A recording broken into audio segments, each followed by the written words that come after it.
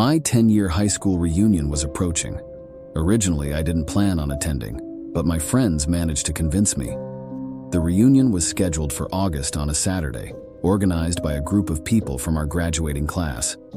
It was set to take place at a catering hall in a nice area of town.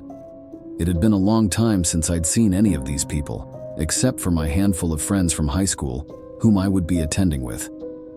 I wasn't particularly eager to go. I didn't have fond memories of many people from my high school, and the thought of making small talk with 100 people I hadn't seen in 10 years sounded dreadful.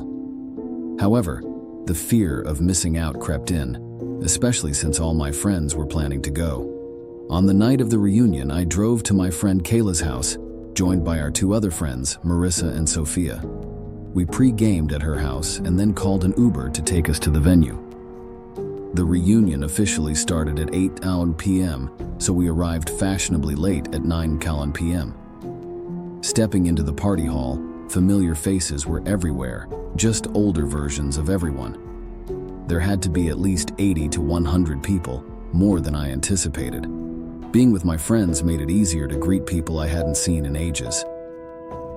The vibe was different from what I expected: a DJ, party lights, and a generally loud atmosphere. Whereas I envisioned a quiet, intimate setting, focused heavily on conversations.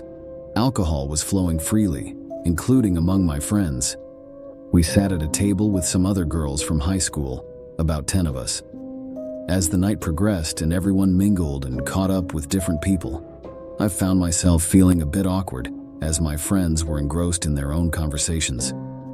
Sitting alone at the table, eating, I noticed a guy at another table looking in my direction. When our eyes met, I looked away, but curiosity got the better of me and I glanced back. He was still looking at me, and before I knew it, he was coming over to sit next to me. He introduced himself as Connor and immediately started hitting on me, mentioning he saw me across the room and couldn't resist coming over to say hi. Despite my initial reservations, he seemed decent looking, and I felt awkward sitting alone, so I didn't mind his company.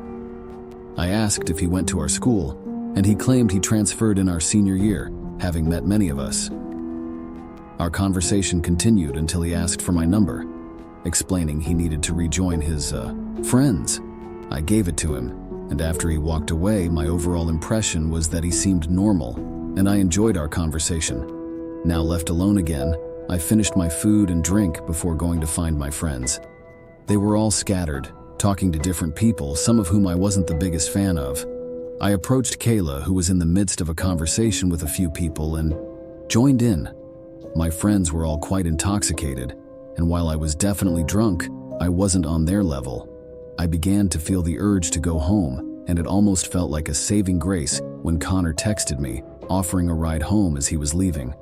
I replied with a "yes, please," and he instructed me to meet him in the lobby of the building. I looked around, then decided to make an Irish exit, too many people to say goodbye to. I spotted Connor in the lobby by the front door, and we walked to his car, a black two-door coupe, though I'm not a car person and couldn't identify the model. He asked me to input my address into his phone, thanked me for doing so, and as we started to drive, he pulled out a couple of water bottles from the back seat. Handing me one, he suggested I drink a lot of water to avoid a hangover the next day. I started sipping some water, and suddenly my phone started blowing up. Kayla was calling me, and Marissa and Sophia were also texting me in our group chat. I didn't answer the call, but I read their texts. They were asking where I went, and I told them I got a ride home. They pressed for details, asking with whom, and Kayla mentioned checking the Facebook group that organized the reunion. Marissa then sent a screenshot of a post made by a girl in the Facebook group, warning everyone about a random guy who wasn't from our school, going around talking to girls and introducing himself with a different name to each. Kayla kept calling me, but I declined and texted her, "I'm with this guy named Connor." She replied in all caps, stating that someone saw me leave with that guy.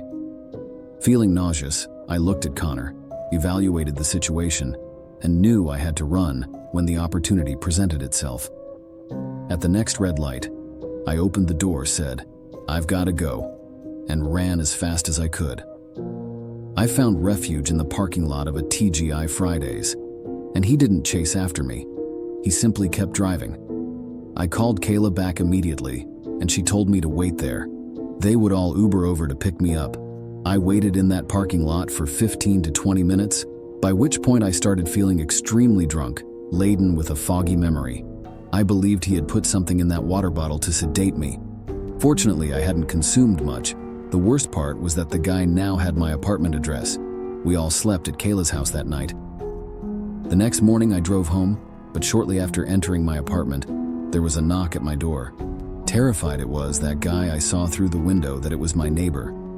I opened the door, and he asked if I knew the guy who came to my apartment last night and was looking through the windows. I recounted the entire night to him, and he was appalled. He shared that when he confronted the guy asked if this was where Miranda lives. My wise neighbor told him it wasn't the right apartment. His actions likely saved me from that guy ever coming back. When my lease was up, I moved to a different apartment in the same community, just to be safe. I'm incredibly grateful that my friends tried to warn me in time before it was too late.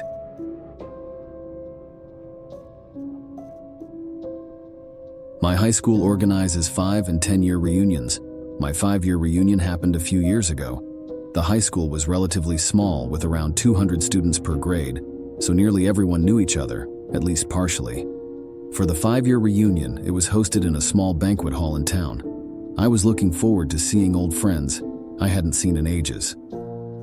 Going to these events alone can be a bit intimidating, so my friend Julia and I decided to go together.